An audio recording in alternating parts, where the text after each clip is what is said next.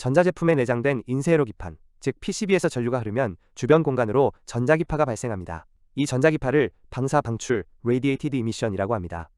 쉽게 말해서 PCB에 흐르는 전류가 안테나처럼 동작해버려서 원치 않는 전자기파를 주변 공간으로 방출하는 현상입니다. 이 방사 방출의 세기가 심해지면 주변 전자기기의 노이즈로 작용하여 안정적으로 정보를 해석할 수 없게 돼버립니다. 이러한 문제를 예방하기 위해 EMC 전자파 적합성에 대한 규격이 정해져 있고 이 기준을 통과해야 전자제품의 판매나 수출이 가능해집니다.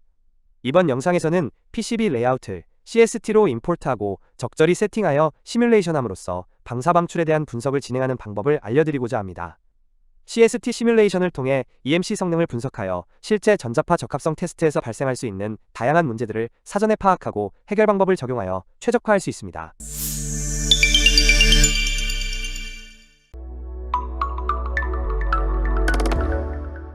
다수 시스템의 3D 익스피리언스 플랫폼에서 일렉트로매그네틱스 엔지니어를 통해 CST 스튜디오 스위트를 실행시켜줍니다. ODB++ 파일 포맷의 EDA 파일을 폴더에서 드래그 앤 드랍으로 CST 환경으로 간편하게 불러옵니다.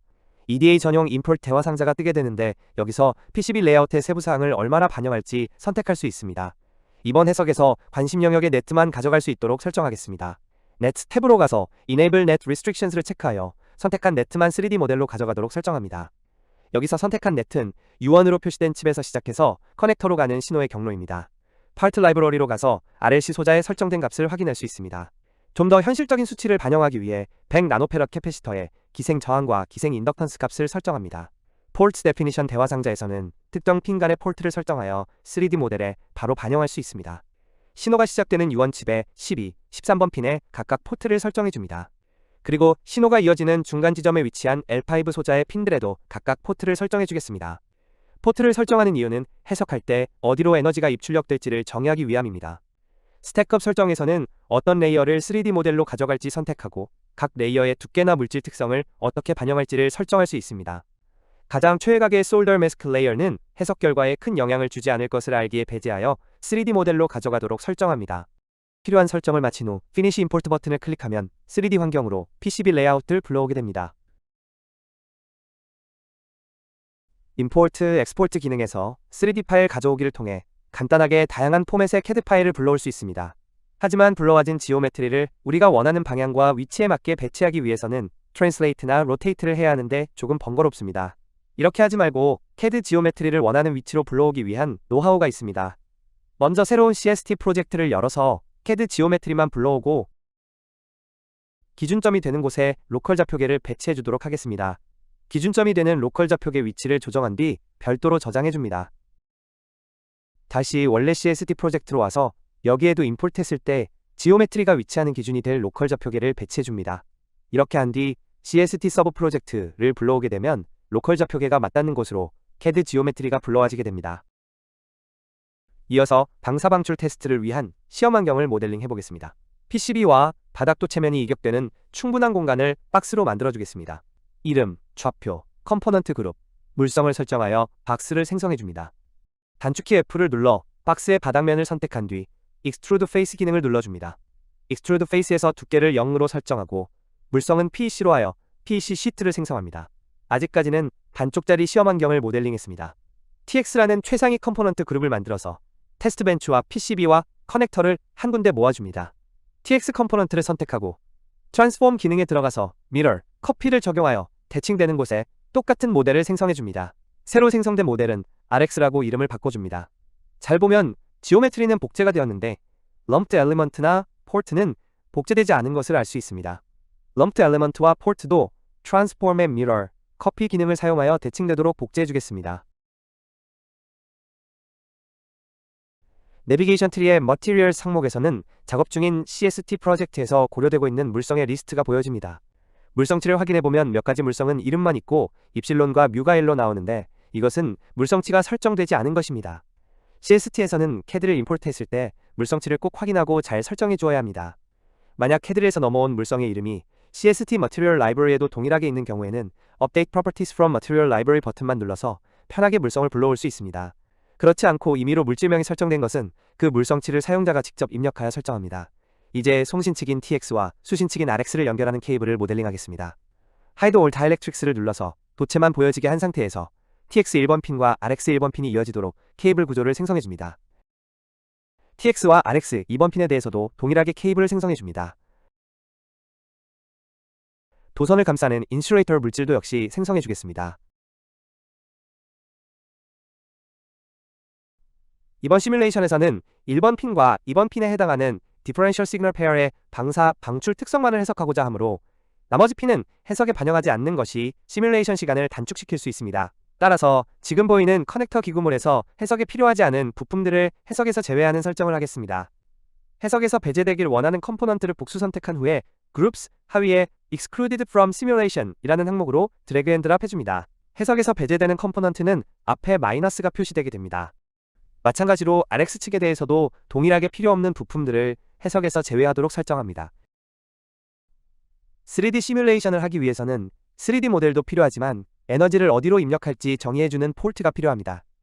이번 해석에서는 이미 EDA 파일을 임포트할 때 EDA 임포트 대화 상자를 통해 특정 핀을 기준으로 포트를 생성했습니다. 3D 시뮬레이션에서는 어떤 주파수에서 해석을 할지 해석 주파수를 설정해야 합니다. 이 예제에서는 0에서 1GHz의 주파수 범위에서 해석하도록 설정합니다. 다음으로 해석에 사용할 솔버를 선택해줍니다. 이번 예제에서는 F솔버를 선택합니다. 일반적으로 고주파 해석에서는 T솔버와 F솔버가 가장 자주 사용되며 상황에 따라 어떤 솔버가 적합한지 엔지니어가 판단하여 효율적으로 해석이 가능합니다.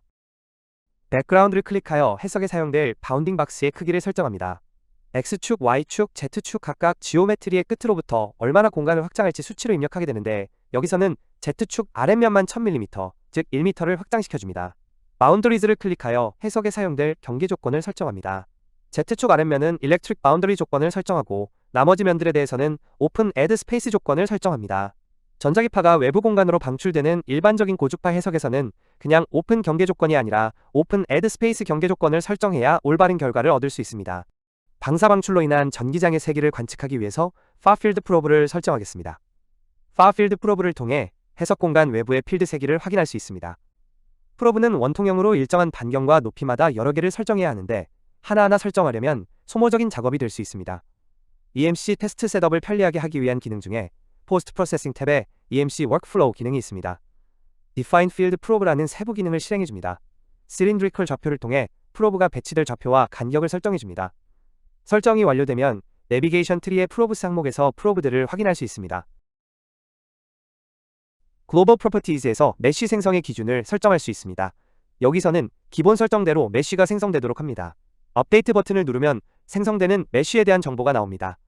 테트라이드런의 총 개수를 통해 시뮬레이션에 소요될 시간을 짐작해 볼 수 있습니다. F솔버 세팅으로 들어가서 솔버의 구체적인 항목들을 설정할 수 있습니다. 간단하게 각 항목들에 대해서 설명하자면 메터드에서는 어떤 해석 방법을 적용할지를 선택하고 리절트에서는 결과를 저장하거나 포트 모드만 계산하도록 설정할 수 있습니다. 엑사이테이션에서는 해석할 포트를 개별적으로 선택할 수 있고 프리퀀시 샘플스에서는 주파수 샘플링에 대해서 설정할 수 있습니다. 이번 해석에서는 기본 설정 그대로 두고 스타트 버튼을 눌러 시뮬레이션을 실행합니다. 해석이 완료되면 8개 포트 간의 S 파라미터를 비롯한 다양한 해석 결과를 얻게 됩니다. S 파라미터는 각 포트 간에 얼마나 전자기장 에너지가 커플링 되는지를 나타냅니다. 하지만 이것은 시스템 그 자체에 대한 해석 결과이고 이번 해석에서 우리가 봐야 할 것은 디지털 펄스 형태의 트랜지언트 시그널이 회로상에서 입력되었을 때 방사 방출 특성입니다. 스키매틱 탭으로 이동하면 3D 시뮬레이션을 통해 얻어진 시스템의 특성이 회로상의 블록으로 표현되어 있습니다. 이 블록에는 앞서 3D 구조 기반으로 해석한 S 파라미터 특성이 반영되어 있습니다. 이 블록에 트랜지언트 디퍼런셜 시그널을 입력하도록 회로를 구성해 보겠습니다. 단축키 P를 눌러서 트랜지언트 신호파형을 입력할 수 있는 회로 포트를 배치하고 시스템 블록의 1번과 2번 핀에 연결해 줍니다. 시스템 블록의 1번과 2번 핀은 TX단에서 신호가 처음 출발하는 곳입니다. 시스템 블록의 5번과 6번 핀은 50ohm의 저항을 연결하여 임피던스 매칭을 하고 그라운드로 연결해 줍니다.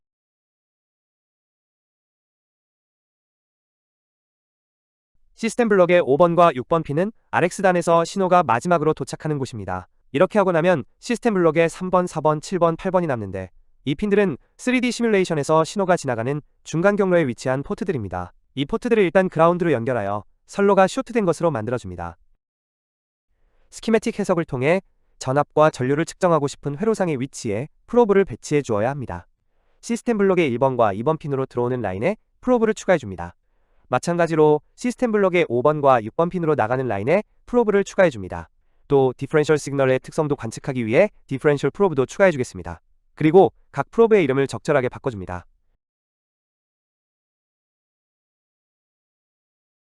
파라미터 창에서 스키매틱 해석에서 전반적으로 사용될 파라미터를 미리 선언해줍니다.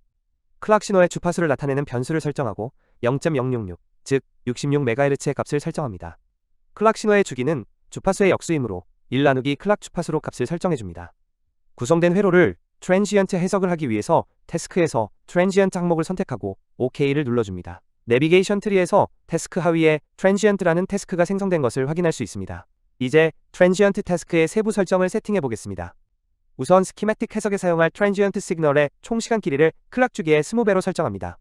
익사이테이션 탭으로 가서 트랜지언트 시그널의 파형을 정의해줍니다. 1번 포트에 입력되는 파형을 먼저 설정합니다. 여러가지 타입 중에 디지털 타입을 선택하고 빛 쉐입는 펄스로 선택해줍니다. 빛 패턴은 클럭으로 선택합니다. 이제 앰플리튜드, 딜레이, 라이즈, 폴 타임 등을 구체적으로 입력하여 시그널 파형을 설정합니다. 프리뷰를 통해 생성될 파형을 미리 확인해 볼 수 있습니다. OK를 눌러 1번 포트에 이러한 신호 파형이 입력되도록 설정합니다. 마찬가지로 2번 포트에 입력될 신호 파형도 설정해줍니다. 1번 포트와 2번 포트의 신호가 디퍼런셜 페어가 될 수 있도록 크기가 반대 보호를 갖는 신호를 설정합니다. 컴바인 리절트 탭으로 가서 컴바인 리절트 체크박스에 체크를 해줍니다. 이 체크박스에 체크를 하면 스키매틱 시뮬레이션을 통해 트랜지언트 신호가 입력되었을 때 3D 시뮬레이션에서 far field probe 결과가 업데이트됩니다. 이제 설정이 완료되었으니 스키매틱 시뮬레이션을 실행하기 위해 타스크를 우클릭하여 업데이트를 눌러줍니다.